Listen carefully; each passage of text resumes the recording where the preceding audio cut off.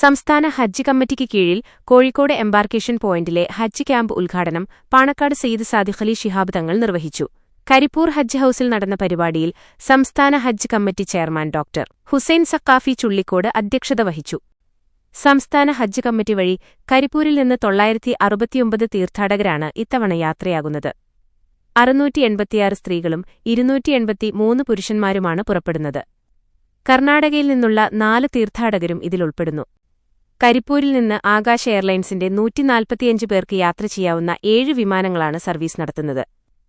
May 14 മുതൽ 17 വരെയാണ് കരിപ്പൂരിൽ നിന്നുള്ള വിമാനങ്ങൾ ഷെഡ്യൂൾ ചെയ്തിരിക്കുന്നത്. ആദ്യ വിമാനം വ്യാഴം പുലർച്ചെ 12:02 രണ്ടാമത്തെ വിമാനം പുലർച്ചെ 2:05 പുറപ്പെടുക.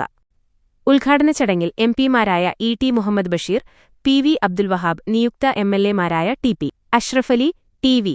ഇബ്രാഹിം, ജില്ലാ panchayat president PA. Jabbar Haji, Kondotty municipality chairman UK. Muhammad Shah, Kondotty block panchayat president PKC. Abdurahiman, municipal councillor Sakeena, ഹജ്ജ് കമ്മിറ്റി അംഗവും സംഘാടക സമിതി ജനറൽ കൺവീനറുമായ അഡ്വക്കേറ്റ് പി. മൊയ്തീൻകുട്ടി, ഹജ്ജ് കമ്മിറ്റി മെമ്പർമാരായ പി.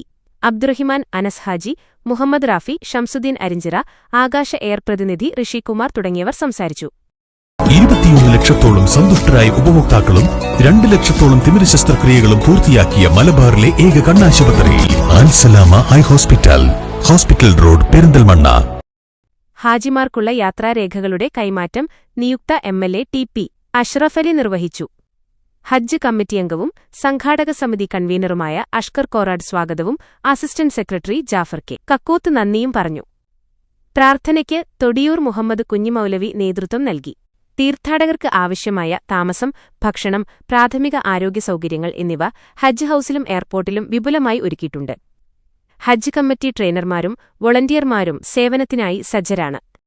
ഇത്തവണ ആകെ 13,194 തീർത്ഥാടകരാണ് സംസ്ഥാന ഹജ്ജ് കമ്മിറ്റി വഴി ഹജ്ജിന് പുറപ്പെടുന്നത്. ഇതിൽ 4,326 പുരുഷന്മാരും 8,868 സ്ത്രീകളും ഉൾപ്പെടുന്നു. കരിപ്പൂർ വഴി 969 പേർ, കൊച്ചിയിൽ നിന്ന് 7,931, കണ്ണൂരിൽ നിന്ന് 4,270 എന്നിങ്ങനെയാണ് വിവിധ എംബാർക്കേഷൻ പോയിന്റുകൾ വഴി യാത്രയാകുന്ന തീർത്ഥാടകരുടെ കണക്കുകൾ. കൂടാതെ ലക്ഷദ്വീപ്, തമിഴ്നാട്, പോണ്ടിച്ചേരി, കർണാടക തുടങ്ങി അയൽ സംസ്ഥാനങ്ങളിൽ നിന്നുള്ള 657 തീർത്ഥാടകരും കേരളത്തിലെ എംബാർക്കേഷൻ പോയിന്റുകൾ ഉപയോഗിക്കുന്നുണ്ട്. എല്ലാ സംസ്ഥാനങ്ങളിൽ നിന്നുമായി ആകെ 13,851 തീർത്ഥാടകരാണ് കേരളത്തിലെ എംബാർക്കേഷൻ കേന്ദ്രങ്ങൾ വഴി യാത്രയാകുന്നത്. സംസ്ഥാനത്തു നിന്നുള്ള 28 പേർ കേരളത്തിന് പുറത്തുള്ള എംബാർക്കേഷൻ വഴിയും യാത്രയാകുന്നുണ്ട്.